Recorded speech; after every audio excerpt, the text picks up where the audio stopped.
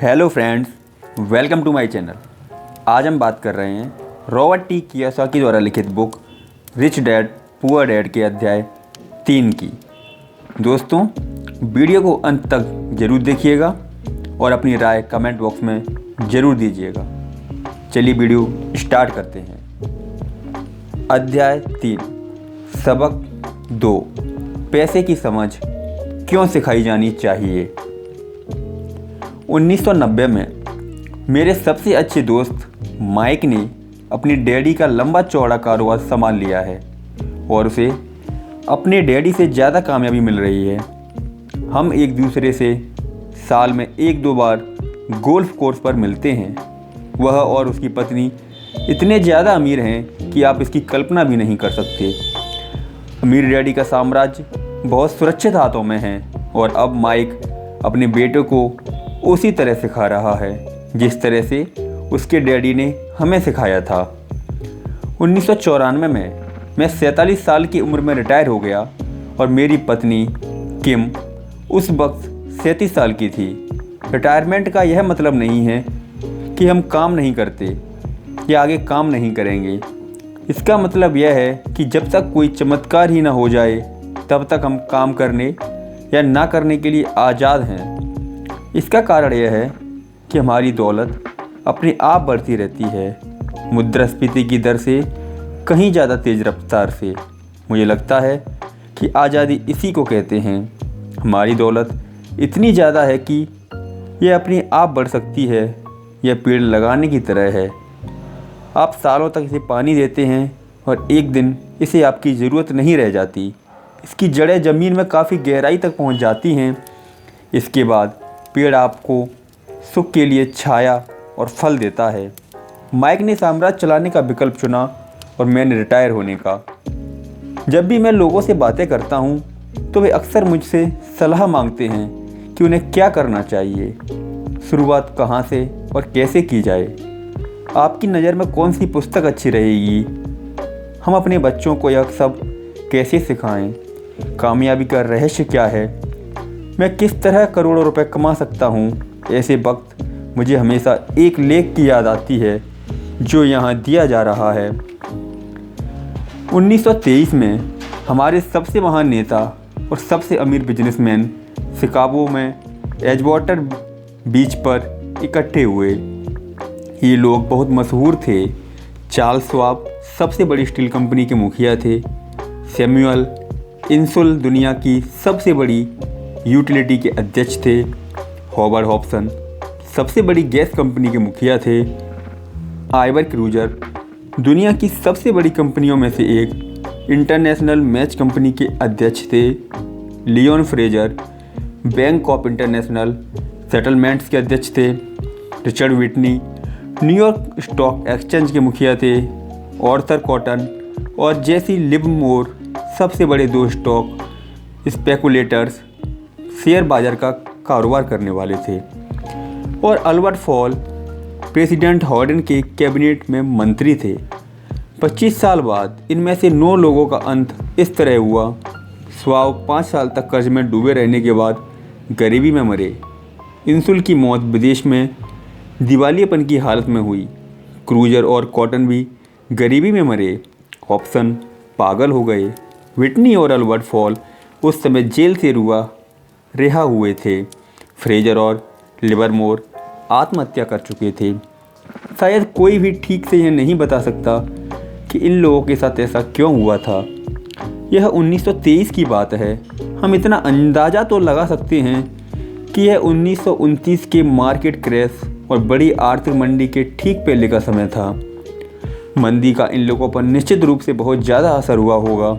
देखने वाली बात यह है, आज हम इन लोगों से ज़्यादा मुश्किल समय में जी रहे हैं। परिवर्तन ज़्यादा तेज़ी से हो रहे हैं और पूरी दुनिया में हो रहे हैं। मुझे लगता है कि आने वाले 25 सालों में बहुत से ऐसे उतार चढ़ाव आएंगे जो इन लोगों द्वारा झेले गए उतार चढ़ावों की तरह ही होंगे।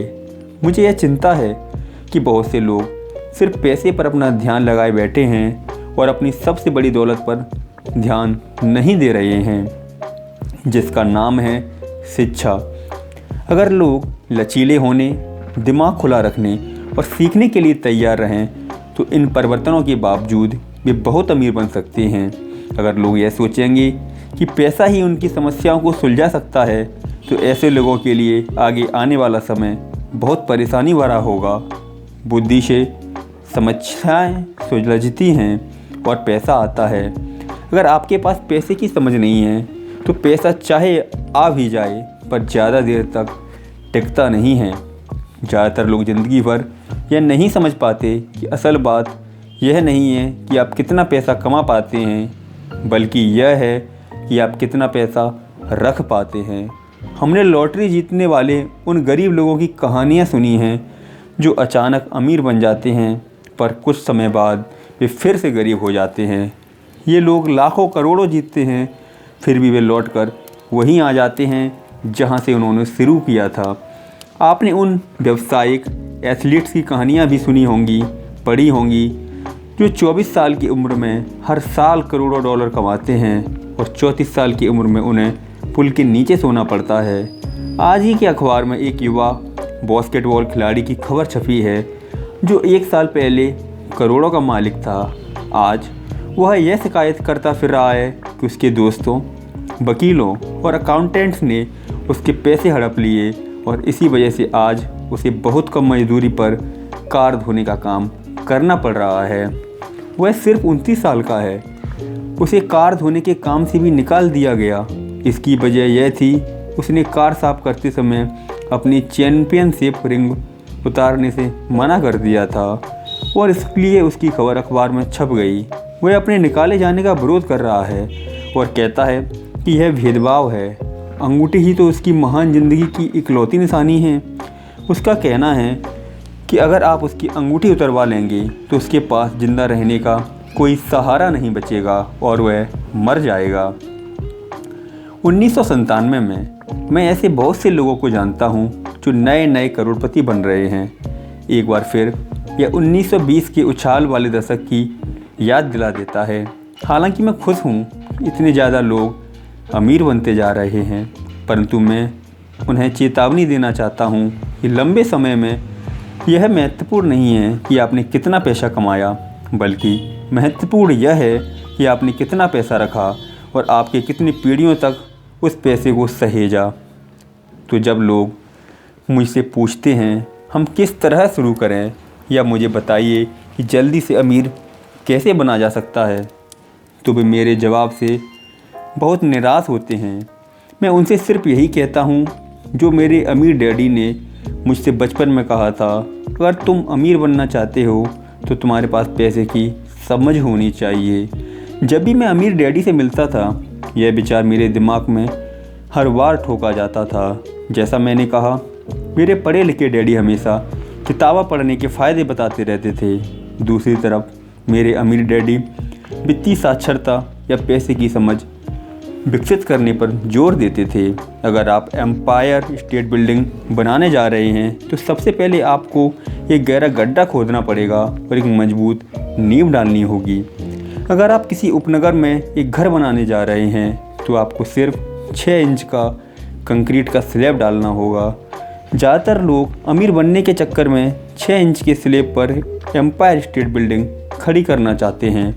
हमारा स्कूल सिस्टम उस ज़माने का है जब खेती किसानी ही अर्थव्यवस्था की आधार थी। आज भी यह बिना नींव के घरों में भरोसा करता है। धूल का फर्श आज भी लोकप्रिय है, इसलिए स्कूल से निकलने वाले बच्चों की कोई आर्थिक नींव नहीं होती है। एक दिन जब उन्हें नींद नहीं आती और वे कर्ज में डूब जाते हैं तो वे अमेरिकी सपने को देखते हैं और यह फैसला करते हैं कि पैसे की जो समस्या उनके सामने खड़ी है उसे अमीर होकर ही सुलझाया जा सकता है। इमारत बनना शुरू हो जाती है, यह तेज़ी से ऊपर बढ़ती है और जल्द ही एम्पायर स्टेट बिल्डिंग की बजाय हमारे पास सर्बिया का लीनिंग टावर होता है। हमारी रातों की नींद एक बार फिर उड़ जाती है। माइक और मेरे लिए दोनों ही विकल्प संभव थे क्योंकि हमारी आर्थिक नींव मजबूत थी और पैसे की समझ हमें बचपन से ही सिखाई गई थी। देखा जाए तो अकाउंटिंग शायद दुनिया का सबसे बोरिंग विषय है। यह बहुत उलझन भरा विषय भी है, परंतु आप लंबे समय तक अमीर बने रहना चाहते हैं तो यह सबसे महत्वपूर्ण विषय भी है। सवाल यह है कि आप इस बोरिंग और उलझन भरे विषय को अपने बच्चे को किस तरह सिखा सकते हैं। इस सवाल का जवाब है इसे आसान बनाकर पहले इसे तस्वीरों के जरिए सिखाएं।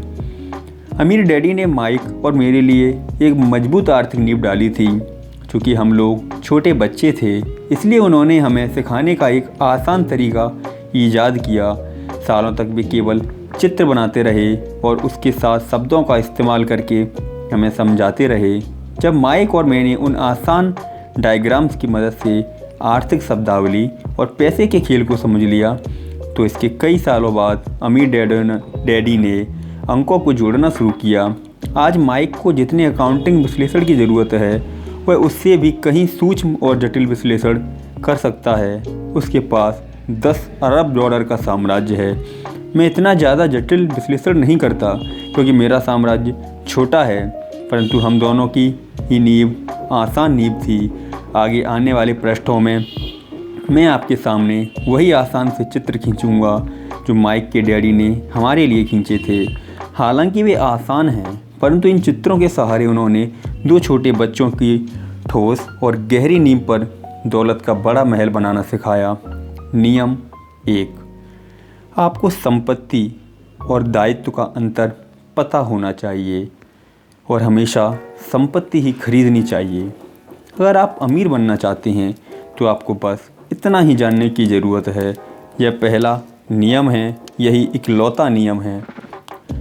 यह बहुत आसान लगता है, परंतु ज़्यादातर लोगों को यह पता ही नहीं है कि यह नियम कितना महत्वपूर्ण है। ज़्यादातर लोग पैसे की समस्याओं में सिर्फ इसलिए उलझे रहते हैं क्योंकि उन्हें यह पता ही नहीं होता कि संपत्ति और दायित्व में क्या फ़र्क होता है।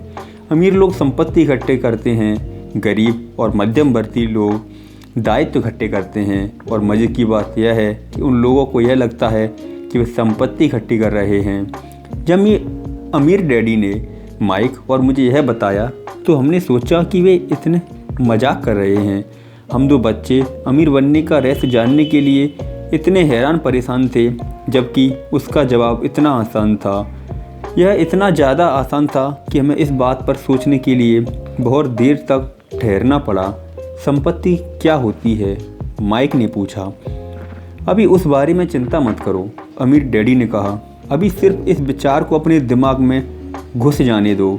अगर तुम इसे आसानी से समझ सकते हो तो तुम्हारी ज़िंदगी की एक योजना होगी और तुम्हें ज़िंदगी भर पैसे की कभी दिक्कत नहीं आएगी। यह आसान है, इसलिए इसे अनदेखा कर दिया जाता है। आपका मतलब है कि हमें बस इतना ही जानने की ज़रूरत है कि संपत्ति क्या है?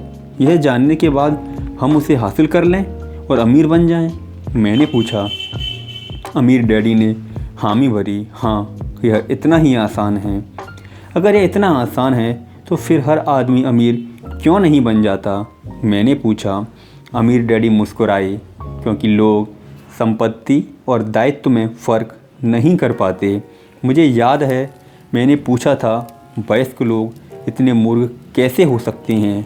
अगर यह इतना आसान है और इतना महत्वपूर्ण है तो हर कोई इसे जानना या खोजना क्यों नहीं चाहता? संपत्ति और दायित्व क्या होते हैं, यह समझने में अमीर डैडी को बस कुछ ही मिनट लगे। बड़े लोगों को यह नियम समझाने में मुझे बहुत कठिनाई होती है। क्यों? क्योंकि बड़े लोग ज़्यादा स्मार्ट होते हैं।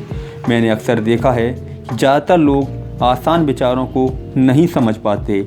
इसका कारण यह है कि उनकी शिक्षा अलग तरह से हुई है। उन्हें दूसरे प्रोफेशनल्स ने पढ़ाया है, जैसे bankers, accountants, real estate agents, financial planners इत्यादि। ज़्यादातर बड़े लोगों के सामने मुश्किल यह होती है कि उन्हें बहुत कुछ भूलना पड़ता है और एक बार फिर से बच्चा बनना पड़ता है। एक समझदार वयस्क को अक्सर ऐसा लगता है कि आसान परिभाषाओं पर ध्यान देना मूर्खता है। अमीर डैडी किस सिद्धांत में यकीन करते थे? किस means keep it simple stupid. मूर्ख, इसे आसान ही रहने दो। इसलिए वे हम 2 बच्चों को सबक को आसान बनाते थे और इस तरह उन्होंने हमारी पैसे की नींव को ज़्यादा मजबूत बना दिया। तो दिक्कत या उलझन किस बात में आती है? या इतनी आसान चीज़ किस तरह कठिन बन जाती है। कोई ऐसी संपत्ति क्यों खरीदता है जो असल में दायित्व होती है? इसका जवाब हमें अपनी बुनियादी शिक्षा में मिलता है। हम साक्षरता शब्द पर ध्यान देते हैं और पैसे की साक्षरता को अनदेखा कर देते हैं। कोई वस्तु संपत्ति है या दायित्व, यह कैसे पता चलेगा? अगर आप सचमुच झंझट में फंसना चाहें तो इन शब्दों को डिक्शनरी में देख लें। मैं जानता हूँ कि वहाँ दी गई परिभाषाएँ किसी अकाउंटेंट को अच्छी लगती होंगी, परंतु दिक्कत यह है कि आम आदमी उन्हें पूरी तरह से नहीं समझ पाता। फिर भी हम वयस्क लोग यह मानने में अपनी तौहीन समझते हैं कि कोई चीज़ हमें समझ में नहीं आ रही है। छोटे बच्चों को समझाते समय अमीर डैडी ने एक बार कहा था, संपत्ति को शब्दों से नहीं अंकों के द्वारा पढ़ा जाता है, और अगर आप अंकों को नहीं पढ़ सकते तो आपको संपत्ति और ज़मीन में खुदे गड्ढे में कोई फ़र्क महसूस नहीं होगा। अकाउंटिंग में अंक महत्वपूर्ण नहीं है, महत्वपूर्ण तो वह बात है जो अंक आपको बता रहे हैं। यह शब्दों की ही तरह हैं, शब्द महत्वपूर्ण नहीं होते, महत्वपूर्ण वह बात होती है जो शब्द के जरिए बताई जाती है। कई लोग पढ़ते हैं परंतु ज़्यादा समझ नहीं पाते। यह रीडिंग कॉम्प्रिहेंशन या पढ़े हुए को समझने की काबिलियत होती है, और इस क्षेत्र में हम सबकी अलग अलग काबिलियत होती है। उदाहरण के लिए मैंने हाल ही में एक नया VCR खरीदा। इसके साथ निर्देश पुस्तिका भी थी जिसमें समझाया गया था कि अपने VCR को किस तरह प्रोग्राम किया जाता है। मैं शुक्रवार की शाम को आने वाले अपने फेवरेट टीवी शो को रिकॉर्ड करना चाहता था। उस निर्देश पुस्तिका को पढ़ते पढ़ते मैं पागल हो गया। मुझे दुनिया में कोई भी काम इतना मुश्किल नहीं लग रहा था जितना कि अपनी VCR को प्रोग्राम करना। मैं शब्दों को पढ़ सकता था, परंतु इसके बावजूद मुझे समझ में कुछ नहीं आ रहा था। मुझे शब्दों को पहचानने में A मिल रहा था, परंतु उन्हें समझने में मुझे F मिल रहा था। और यही ज़्यादातर लोगों के साथ पैसे के मामले में होता है। अगर आप अमीर बनना चाहते हैं तो आपको अंकों को पढ़ना और उन्हें समझना आना चाहिए। मैंने अपने अमीर डैडी से यह बात हज़ारों बार सुनी है, और मैंने यह भी सुना है अमीर लोग संपत्ति इकट्ठी करते हैं जबकि गरीब और मध्यम वर्गीय लोग दायित्व इकट्ठे करते हैं।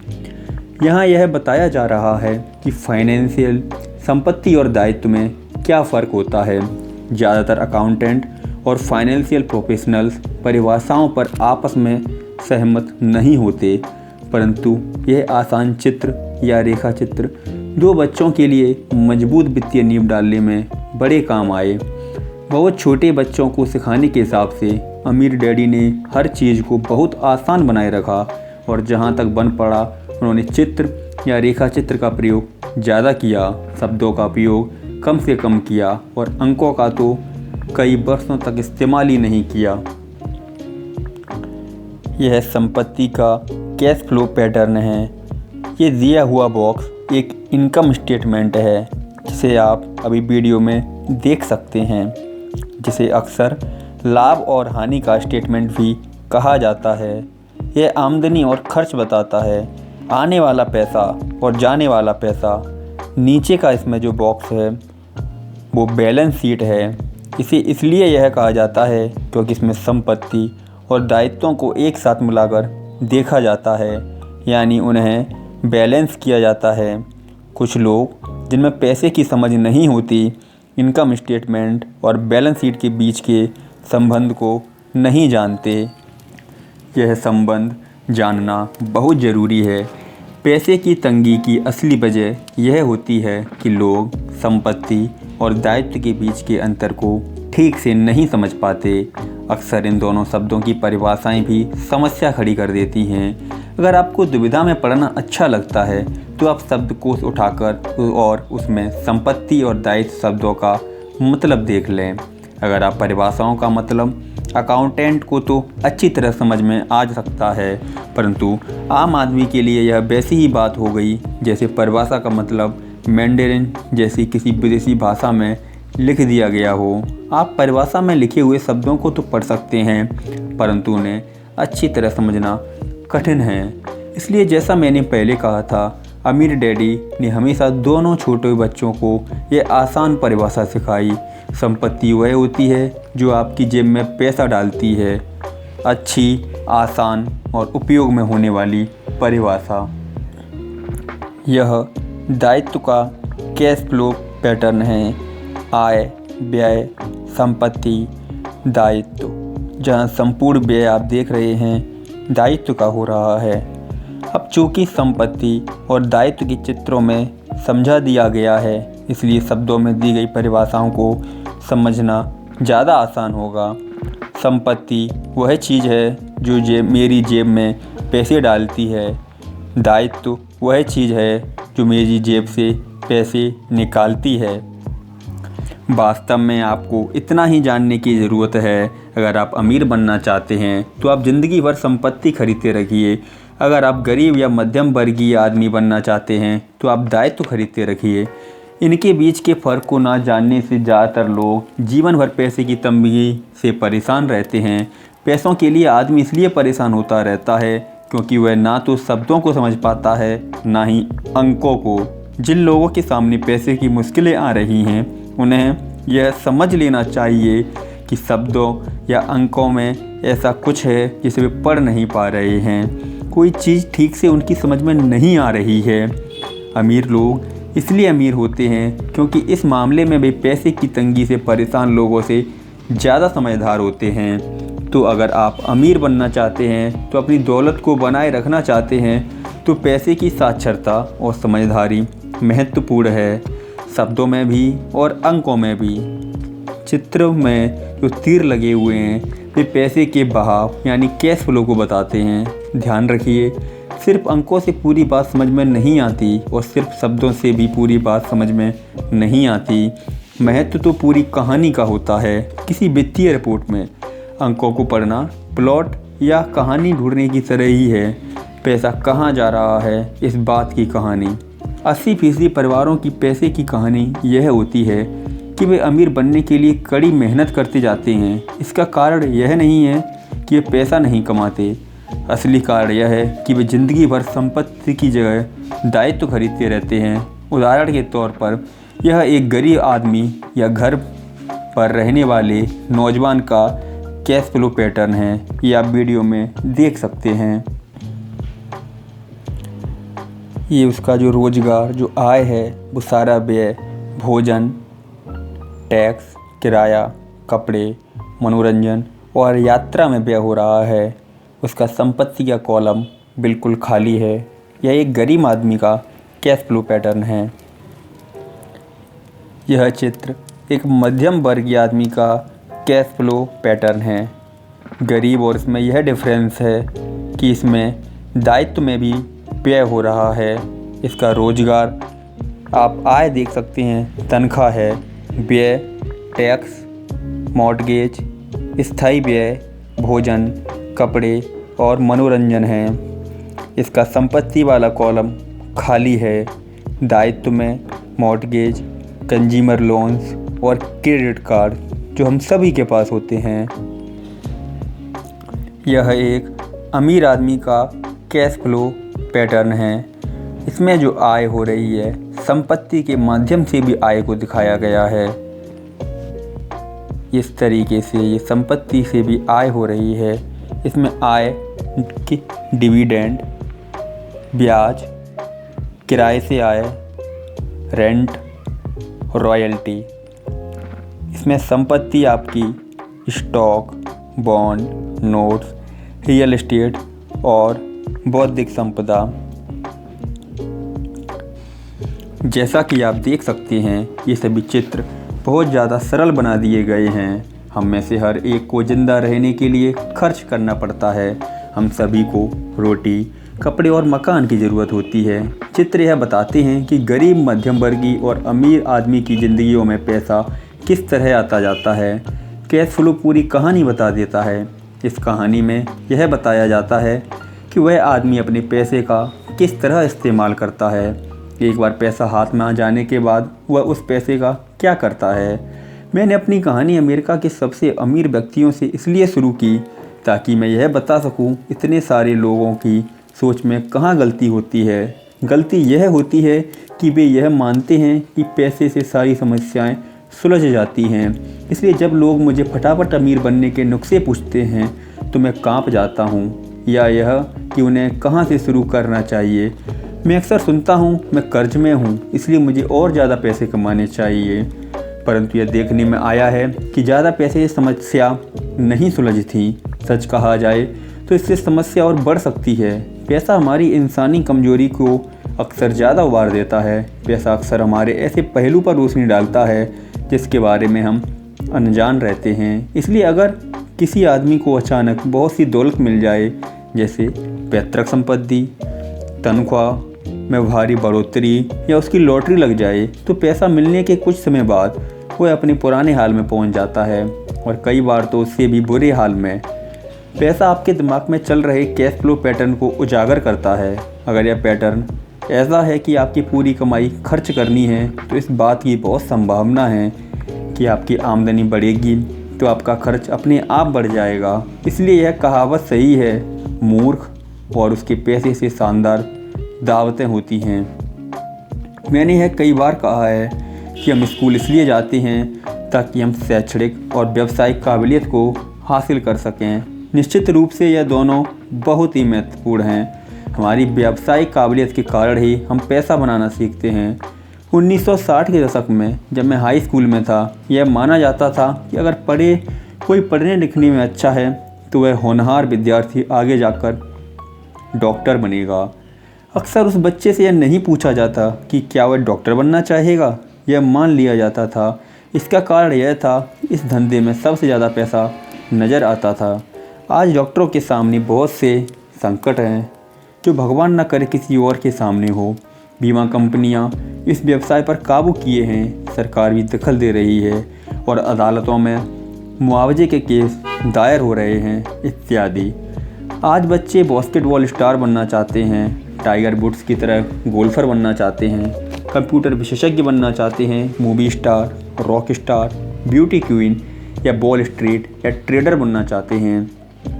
इसलिए क्योंकि अब दौलत, शोहरत और इज्जत इन्हीं जगहों पर है।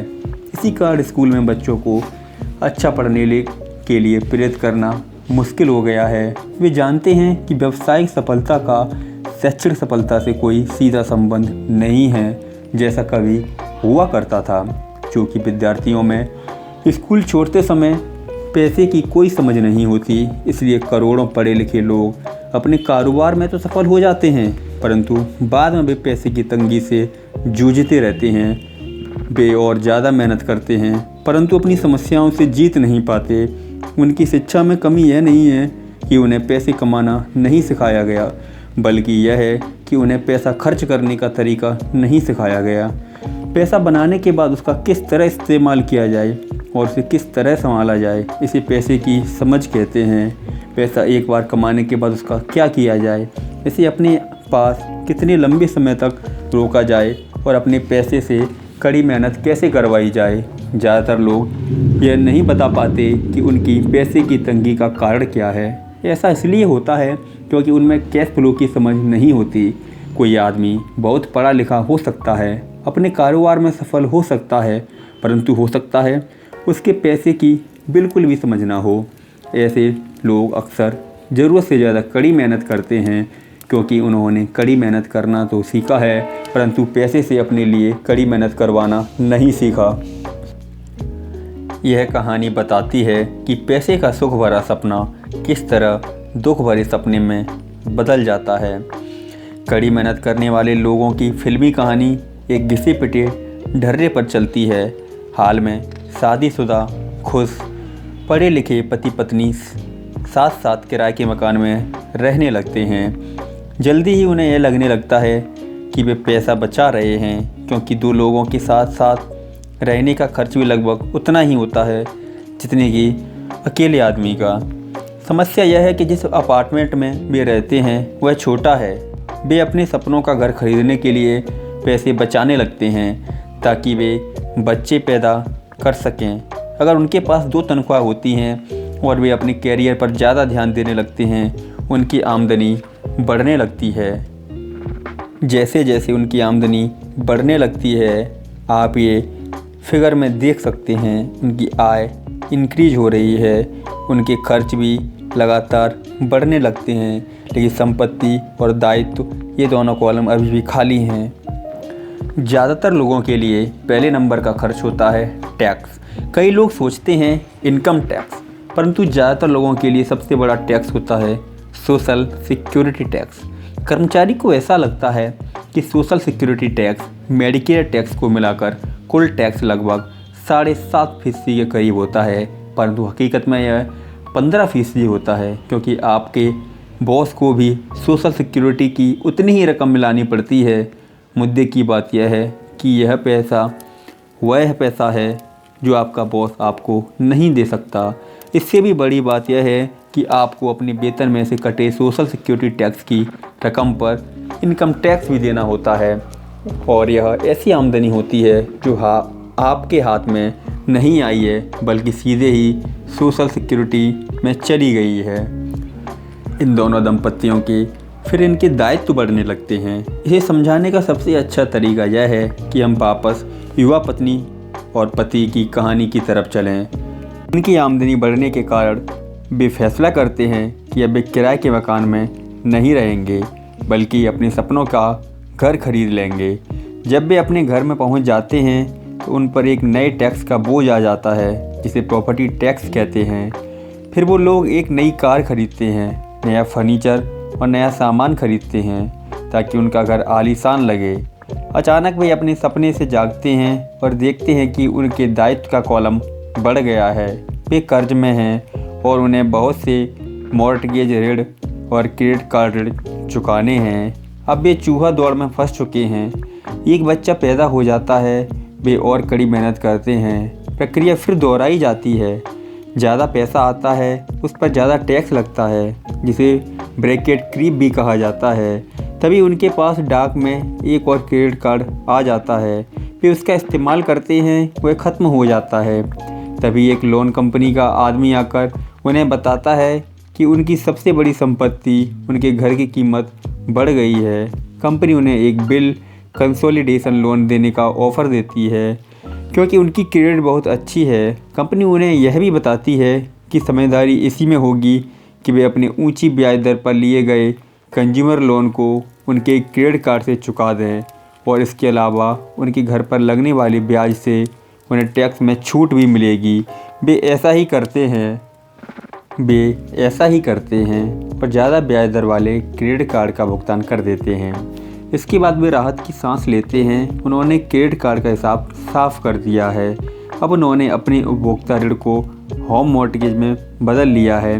उनका भुगतान भी कम हो जाता है, क्योंकि उन्हें अपने कर्ज को 30 साल की किस्तों में चुकाना है। समस्या से निपटने का यही स्मार्ट तरीका है। उनके पड़ोसी आते हैं और उन्हें शॉपिंग पर चलने का न्योता देते हैं। मेमोरियल डे की सेल लगी हुई है, यही तो मौका है कुछ पैसे बचाने का। वे अपने आप से कहते हैं, मैं कुछ नहीं खरीदूंगा, मैं तो सिर्फ देखने जा रहा हूँ। परंतु अगर कोई चीज़ जम जाए तो उसे खरीदने की उम्मीद में वे अपने क्रेडिट कार्ड को ले जाना नहीं भूलते। मैं ऐसे युवा दंपत्ति से हर समय टकराता हूँ। उनके नाम बदलते रहते हैं, परंतु उनकी पैसे की तंगी एक सी रहती है। वे मेरी चर्चाओं में यह सुनने के लिए आते हैं कि मैं इस बारे में क्या कहता हूँ। वे मुझसे पूछते हैं, क्या आप हमें बता सकते हैं कि और ज़्यादा पैसा कैसे कमाया जा सकता है। उनकी खर्चीली आदतों ने उन्हें और ज़्यादा पैसा कमाने के लिए मजबूर कर दिया है। वे इतना भी नहीं जानते कि दरअसल समस्या पैसा कमाने की नहीं है, पैसा सही तरह से खर्च करने की है, और सही पैसे की तंगी का कारण है। यह समस्या इसलिए पैदा होती है क्योंकि उनमें पैसे की समझ नहीं होती। यह समस्या इसलिए और भी भयानक हो जाती है क्योंकि वे संपत्ति और दायित्व के फ़र्क को नहीं समझ पाते। मेरा मानना है, ज़्यादा पैसे से शायद ही कभी किसी के पैसे की समस्या सुलझती है। समस्याएं समझदारी से सुलझती हैं। मेरा एक दोस्त बार बार कर्ज में फंसे लोगों को यही सलाह देता है, अगर आपको लगता है कि आपको ने अपने आप को किसी गड्ढे में फंसा लिया है तो गड्ढा खोदना बंद कर दो। मेरे डैडी बचपन में हमें बताया करते थे कि जापानी 3 ताकतों को मानते थे: तलवार की ताकत, रत्नों की ताकत और दर्पण की ताकत। तलवार हथियारों की ताकत का प्रतीक थी। अमेरिका ने हथियारों पर खरबों डॉलर खर्च कर दिए और इसी कारण वह आज विश्व में सबसे ताकतवर देश है। रत्न पैसे की ताकत का प्रतीक है। इस कहावत में कुछ तो सच्चाई है। यह स्वर्णिम नियम याद रखो: जिसके पास स्वर्ण है वही नियम बनाता है। दर्पण आत्मज्ञान का प्रतीक है। जापानी दंत कथा के अनुसार यह आत्मज्ञान इन तीनों में सबसे कीमती वस्तु थी। गरीब और मध्यम वर्गीय लोग अक्सर धन की ताकत से नियंत्रित होते हैं। वे सुबह सुबह उठकर कड़ी मेहनत करने यानी नौकरी करने चले जाते हैं और खुद से यह तक नहीं पूछते कि क्या ऐसा करना समझदारी है। पैसे की समझ न होने के कारण ज़्यादातर लोग पैसे की डरावनी ताकत को यह इजाज़त दे देते हैं कि वह उन्हें काबू में कर ले। पैसे की ताकत उनके विरोध में इस्तेमाल होती है। अगर वे दर्पण की ताकत का इस्तेमाल करते तो वे खुद से यह सवाल पूछते, क्या इसमें समझदारी है। बहुत बार अपनी अंदरूनी समझदारी पर भरोसा करने की बजाय लोग भीड़ के साथ साथ चलने लगते हैं। वे कोई काम इसलिए करते हैं क्योंकि सभी लोग ऐसा करते हैं। वे सवाल पूछने की बजाय नकल करने लगते हैं। अक्सर वे नासमझी के कारण वही दोहराते हैं जो उन्हें सिखाया गया है। इस तरह के विचार कि आपका घर आपकी सबसे बड़ी पूंजी है, आपका घर आपका सबसे बड़ा निवेश है। अगर आप ज़्यादा कर्ज लेते हैं तो आपको टैक्स में ज़्यादा छूट मिलेगी। सुरक्षित नौकरी खोजो, गलतियाँ मत करो, खतरे मत उठाओ। ऐसा कहा जाता है कि ज़्यादातर लोगों के लिए मौत से भी डरावनी चीज़ होती है भीड़ के सामने बोलने का डर।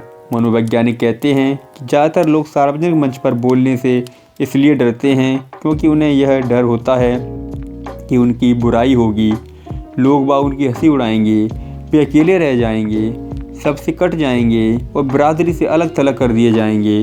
सबसे अलग होने का डर या अकेले रह जाने का डर ही वह सबसे बड़ा कारण है जिस वजह से ज़्यादातर लोग अपनी समस्या हल करने के लिए नए तरीके नहीं ढूंढते।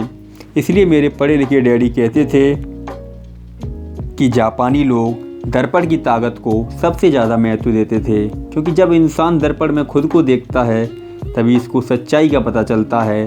और ज़्यादातर लोग खतरे मत उठाओ इसलिए कहते हैं क्योंकि वे खुद डरे हुए होते हैं। यह किसी भी चीज़ के बारे में कहा जा सकता है, जैसे खेल में, संबंधों में, कैरियर में, धन में। इसी समाज से कट जाने के डर के कारण लोग लीक पर चलते हैं और समाज की स्वीकृत मान्यताओं या लोकप्रिय प्रवृत्तियों के खिलाफ नहीं जाते हैं। आपका घर एक संपत्ति है। बिल कंसोलिडेशन लोन लो और कर्ज से बाहर निकल जाओ। कड़ी मेहनत करो। प्रमोशन का सवाल है, एक दिन में वाइस प्रेसिडेंट बन जाऊंगा। पैसे बचाओ, जब मेरी तनख्वाह बढ़ेगी तो मैं एक बड़ा घर खरीद लूँगा।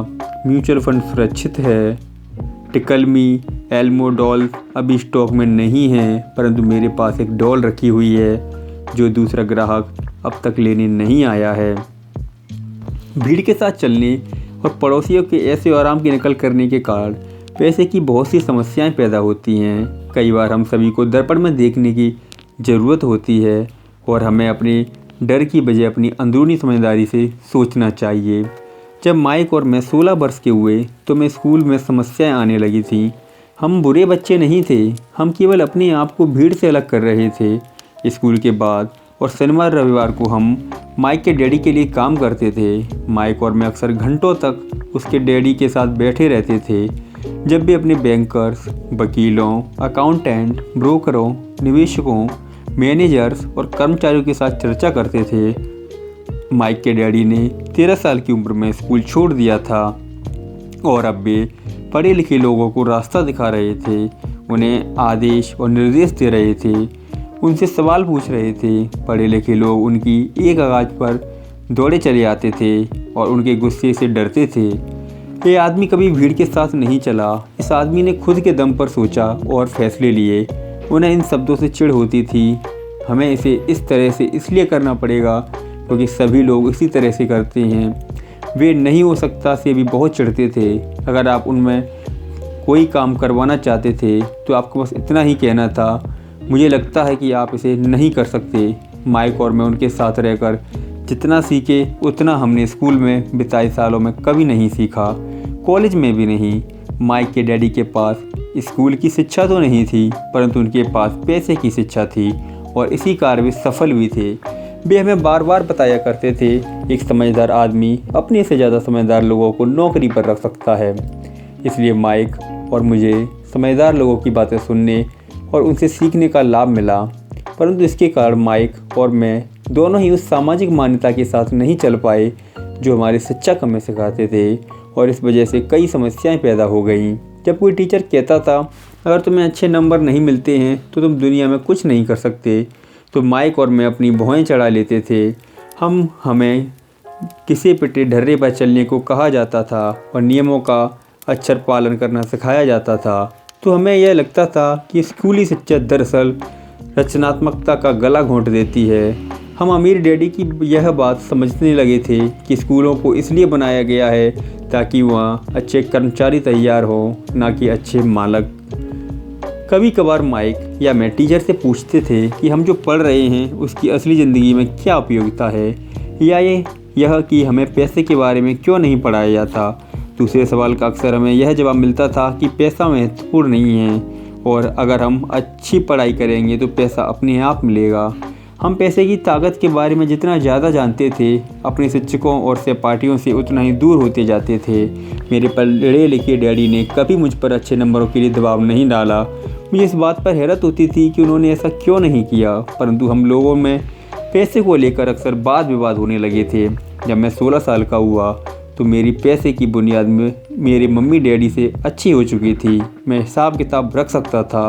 मैं टैक्स, अकाउंटेंट, कोऑपरेटरों, बैंकर, रियल एस्टेट ब्रोकरों, निवेशकों इत्यादि की बातें सुनता था।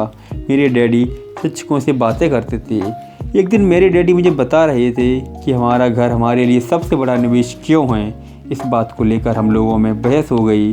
जब मैंने उन्हें यह बताया कि घर हमारे लिए अच्छा निवेश क्यों नहीं है, आगे आने वाले चित्र से यह साफ हो जाता है कि अपने अपने घरों को लेकर मेरे अमीर डैडी और मेरे गरीब डैडी के विचारों में कितना अंतर था।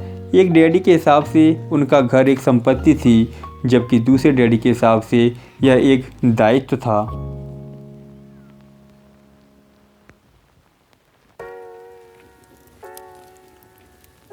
मुझे याद है मैंने नीचे वाला चित्र खींचकर अपने डैडी को कैश फ्लो की दिशा समझाने की कोशिश की थी। मैंने उन्हें यह भी बताया था कि घर के साथ साथ उससे जुड़े कुछ दीगर खर्च भी बढ़ जाते हैं। एक ज़्यादा बड़े घर का मतलब था और ज़्यादा खर्च, और इसका मतलब यह था कि कैश फ्लो खर्च के कॉलम से होकर गुजरता रहता है। आज भी लोग बाग मुझसे इस बात पर बहस करते हैं कि उनका घर संपत्ति क्यों नहीं होता। मैं जानता हूँ कि बहुत से लोगों के लिए खुद का घर उनका सबसे बड़ा सपना होता है, और इसलिए वे इसे अपना सबसे बड़ा निवेश मानते हैं। अपने घर के मालिक होने से ज़्यादा अच्छा कुछ भी नहीं है। मैं इस लोकप्रिय मान्यता को देखने और एक नज़रिया सुझाना चाहता हूँ। अगर मैं और मेरी पत्नी एक ज़्यादा बड़ा और आलीशान मकान खरीदने की बात सोचते हैं, तो हम जानते हैं यह एक संपत्ति नहीं होगी बल्कि एक दायित्व होगा, क्योंकि इससे हमारी जेब से पैसा निकल जाएगा। तो यह रहा मेरा तर्क। हालांकि ज़्यादातर लोग मुझसे सहमत नहीं होंगे, क्योंकि घर एक भावनात्मक चीज़ होती है, और जब पैसों का सवाल आता है तो भावनाएं पैसों की समझ को हरा देती हैं। मुझे व्यक्तिगत अनुभव से पता है कि पैसा हर फैसले को भावनात्मक बना देता है। पॉइंट नंबर 1, जब घर की बात आती है तो मैं यह बताता हूँ कि ज़्यादातर लोग उस घर की कीमत चुकाने के लिए ज़िंदगी भर काम करते हैं, जिससे वे कभी पूरी तरह मालिक नहीं होते। दूसरे शब्दों में, ज़्यादातर लोग एक घर खरीदने के कुछ सालों बाद दूसरा घर खरीदते हैं, और हर बार पहले मकान के लिए जो कर्ज वे लेते हैं उस पर उसके पास हर बार फिर से 30 साल का नया कर्ज हो जाता है। पॉइंट 2, हालांकि लोगों को मॉर्टगेज पेमेंट पर ब्याज के लिए टैक्स में छूट मिलती है, परंतु वे अपने दीगर खर्चों के लिए टैक्स के बाद मिलने वाले डॉलरों का उपयोग करते हैं अपनी मॉर्टगेज पूरी तरह चुकाने के बाद भी। Point 3, property tax. मेरी पत्नी के मम्मी डैडी को धक्का लगा जब उनके घर का प्रॉपर्टी टैक्स $1000 प्रति माह तक पहुंच गया। यह तब हुआ जब वे रिटायर हो चुके थे, और इस बढ़ोतरी से उनका रिटायरमेंट के बाद का बजट गड़बड़ा गया और उन्हें मजबूरन मकान बदलना पड़ा।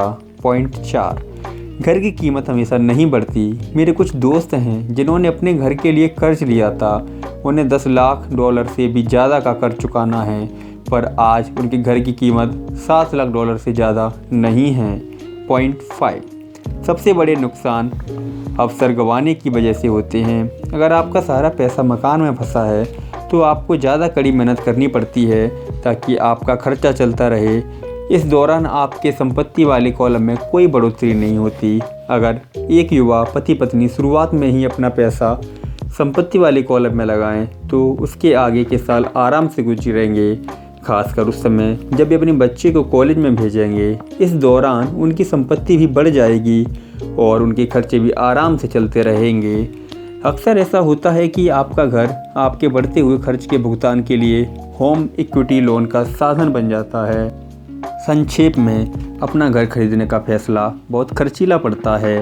इसके बजाय बेहतर यह होगा कि जल्दी ही इन्वेस्टमेंट पोर्टफोलियो बना लिया जाए। किसी आदमी पर इसका असर कम से कम 3 तरह से पड़ता है। पॉइंट 1, समय की बर्बादी, क्योंकि इस दौरान दूसरी संपत्तियों का मूल्य बढ़ गया होता। पॉइंट 2, अतिरिक्त पूंजी की बर्बादी, जिसे दोबारा निवेश किया जा सकता था, जबकि घर खरीदने के बाद आपको घर से सीधे जुड़े बहुत से खर्च उठाने पड़ते हैं। नंबर 3, शिक्षा की बर्बादी। अक्सर ऐसा होता है कि लोग यह मानते हैं कि उनके संपत्ति वाले कॉलम में उनका घर, बचत और रिटायरमेंट प्लान आते हैं। क्योंकि उनके पास निवेश करने के लिए पैसा नहीं होता, इसलिए बिल्कुल भी निवेश नहीं करते। इस कारण उन्हें निवेश का अनुभव कभी नहीं मिल पाता। ज़्यादातर लोग कभी एक समझदार निवेशक नहीं बन पाते और सबसे बढ़िया निवेश सामान्य तौर पर सबसे पहले समझदार निवेशकों को बेचे जाते हैं, जो बाद में उन्हें सुरक्षित खेलने वाले लोगों को बेचते हैं। मेरे पढ़े लिखे डैडी का फाइनेंशियल स्टेटमेंट चूहा दौड़ में फंसे व्यक्ति का सबसे अच्छा उदाहरण है। उनके खर्च हमेशा उनकी आमदनी से ज़्यादा होते थे, इसलिए उन्हें संपत्ति में निवेश करने का मौका ही नहीं मिलता था। इसका नतीजा यह होता था कि उनके दायित्व जैसे मॉर्टगेज और क्रेडिट कार्ड के कर्ज उनकी संपत्ति से कहीं ज़्यादा होते थे। अगला चित्र 1000 शब्दों की तरह यह एक कहानी बताता है। यह देखिए, यह पढ़े लिखे डैडी का फाइनेंशियल स्टेटमेंट है। इसका संपत्ति वाला कॉलम बिल्कुल छोटा है और दायित्व वाला कॉलम बहुत बड़ा है। दूसरी तरफ मेरे अमीर डैडी का फाइनेंशियल स्टेटमेंट यह दिखाता है कि वे जी जान लगाकर निवेश कर रहे हैं और उन्होंने अपने दायित्व को कम से कम रखा था। यह देखिए, इनका संपत्ति वाला कॉलम बढ़ गया है और दायित्व वाला कॉलम बहुत छोटा है। मेरे अमीर डैडी के फाइनेंशियल स्टेटमेंट से यह भी पता चलता है कि अमीर लोग और ज़्यादा अमीर क्यों बनते हैं। संपत्ति वाले कॉलम से इतनी ज़्यादा आमदनी होती है कि खर्च आराम से चल जाता है और कुछ पैसा बच भी जाता है। इस बचे हुए पैसों को एक बार फिर से संपत्ति वाले कॉलम में दोबारा निवेश कर दिया जाता है। संपत्ति वाला कॉलम बढ़ता रहता है और इससे होने वाली आमदनी भी बढ़ती रहती है। नतीजा यह होता है, अमीर लोग और ज़्यादा अमीर होते जाते हैं। अमीर लोग और ज़्यादा अमीर इसीलिए होते हैं। मध्यम वर्ग के लोग हमेशा पैसे की तंगी से जूझते रहते हैं। उनकी मूल आमदनी तनख्वाह से होती है और जैसे जैसे उनकी तनख्वाह बढ़ती है उनके टैक्स भी बढ़ते जाते हैं। इसके साथ ही आमदनी पर उनके खर्च भी बढ़ते जाते हैं, इसलिए इसे चूहा दौड़ कहा गया है। यह लोग मानते हैं कि उनका घर उनकी मूल संपत्ति है और इसलिए वे आमदनी दिलाने वाली संपत्ति में निवेश नहीं करते। आज की कर्जदार सोसाइटी 2 बात मानती हैं। पहली यह कि खुद का घर एक निवेश होता है और दूसरी यह कि तनख्वाह बढ़ने पर खर्च भी बढ़ना चाहिए या एक ज़्यादा बड़ा घर खरीद लेना चाहिए। बढ़ते हुए खर्च के कारण परिवार ज़्यादा कर्ज में फंस जाते हैं और उन्हें पैसे की और ज़्यादा तंगी का सामना करना पड़ता है। हालांकि वे अपनी नौकरियों में लगातार तरक्की कर रहे हैं और उनकी तनख्वाह लगातार बढ़ती जा रही है। इसे हाई रिस्क लिविंग या बहुत जोखिम भरी जीवनशैली कहा जाता है और इसका कारण यह है कि ऐसे लोगों में पैसे की समझ नहीं होती। 1990 के दशक में नौकरियों में भारी कटौती से यह बात पता चली थी कि मध्यम वर्ग पैसे के मामले में कितना असुरक्षित है। अचानक कंपनी पेंशन प्लान की जगह पर 401 के प्लान आ गए हैं। सोशल सिक्योरिटी निश्चित रूप से संकट में है और इसे रिटायरमेंट का सहारा नहीं बनाया जा सकता। मध्यम वर्ग में घबराहट का माहौल पैदा हो गया है। आज एक अच्छी बात यह है कि ज़्यादातर लोग यह समझते हैं और इसलिए उन्होंने म्यूचुअल फंड खरीदना शुरू कर दिया है। निवेश में हुई बढ़ोतरी के कारण ही हमने स्टॉक मार्केट में इतनी तेज़ी देखी है। आज मध्यम वर्ग की बढ़ती मांग को पूरा करने के लिए नए नए म्यूचुअल फंड बनते जा रहे हैं। म्यूचुअल फंड इसलिए लोकप्रिय हैं क्योंकि वे सुरक्षा के प्रतीक हैं। औसत म्यूचुअल फंड खरीदने वाले आदमी नौकरी में, टैक्स और मॉर्टगेज चुकाने में, अपने बच्चे की कॉलेज की फ़ीस बचाने में और अपने क्रेडिट कार्ड का हिसाब साफ करने में बहुत ज़्यादा व्यस्त हैं। उनके पास इतना समय नहीं है कि वे निवेश करने की कला सीख सकें, इसलिए वे म्यूचुअल फंड के मैनेजर की काबिलियत पर भरोसा करते हैं। साथ ही क्योंकि म्यूचुअल फंड कई तरह के निवेश करता है, इसलिए उन्हें ऐसा लगता है कि उनका पैसा ज़्यादा सुरक्षित है, क्योंकि यह कई टुकड़ों में बँट गया है या डाइवर्सिफाइड हो गया है। पढ़े लिखे मध्यम वर्ग का यह समूह म्यूचुअल फंड ब्रोकर्स और फाइनेंशियल प्लानर्स के डाइवर्सिफाई सिद्धांत को सही मानता है। सुरक्षित रहो, जोखिम से बचो। असली त्रासदी यह है कि पैसे की समझ न होने के कारण औसत मध्यम वर्गीय लोग खतरों का सामना करते हैं।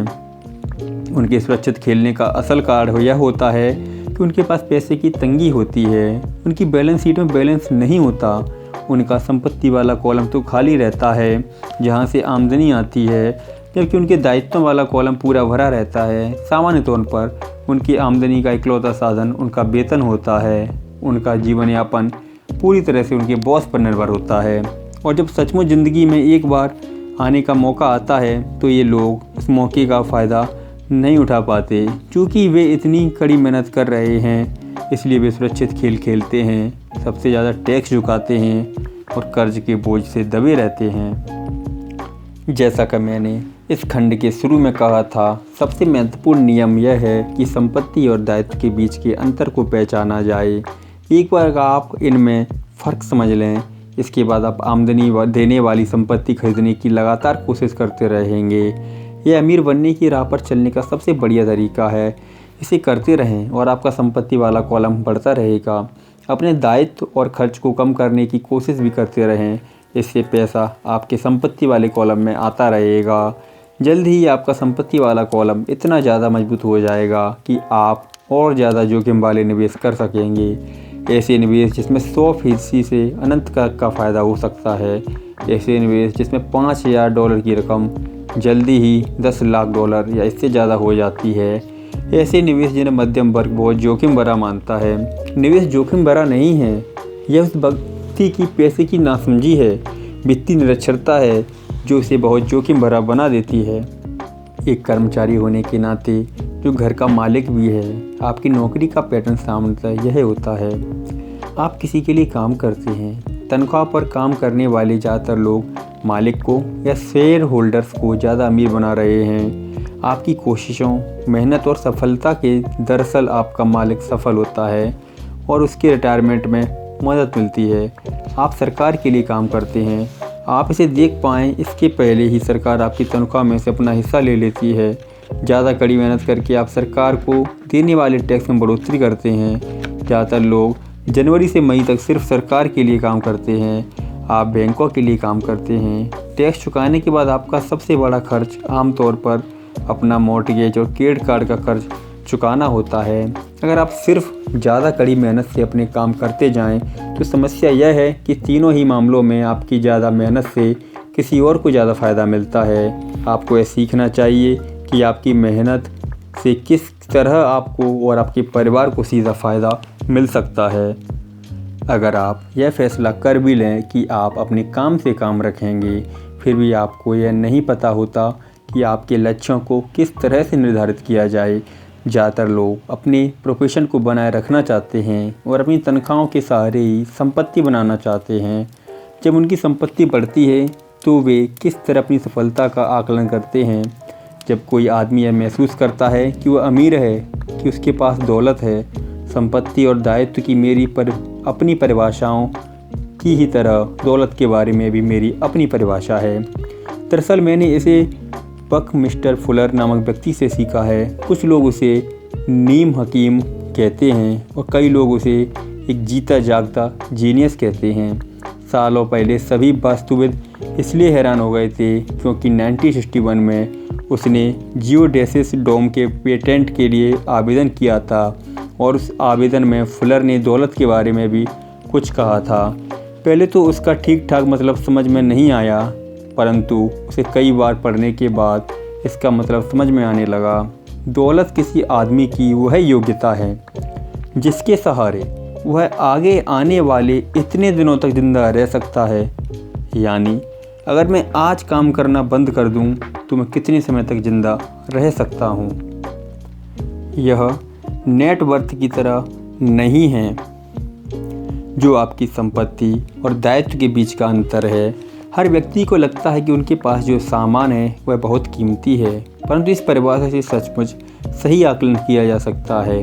मैं अब आकलन कर सकता हूँ और सचमुच जानता हूँ कि आर्थिक रूप से आज़ाद होने के मेरे लक्ष्य के संदर्भ में मैंने कितनी तरक्की कर ली है। हालांकि नेटवर्थ में ऐसी चीज़ें भी आ जाती हैं जिनसे पैसा नहीं आता, जैसे वह वस्तु जो आपके गैरेज में खड़ी है। दौलत का सीधा सा हिसाब यह है कि आपका पैसा कितना पैसा बना रहा है और इसलिए आप आर्थिक रूप से कितने दिनों तक ज़िंदा रह सकते हैं।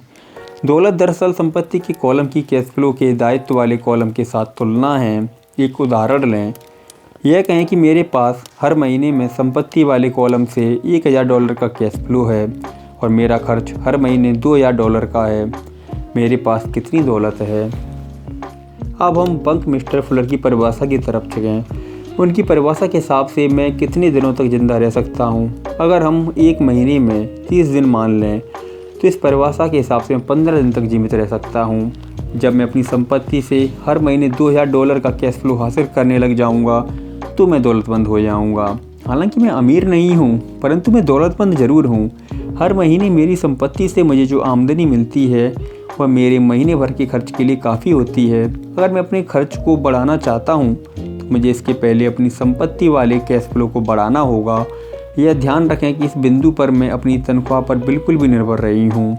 मैंने संपत्ति वाले कॉलम को भरने में जी तोड़ कोशिश की थी और इसमें सफल भी हुआ था, जिसके कारण आज मैं आर्थिक रूप से आज़ाद हो गया हूँ। आज मैं अपनी नौकरी छोड़ भी दूँ तो भी मेरी संपत्ति से इतना कैश फ्लो आता रहेगा कि मेरा खर्च आसानी से चलता रहेगा।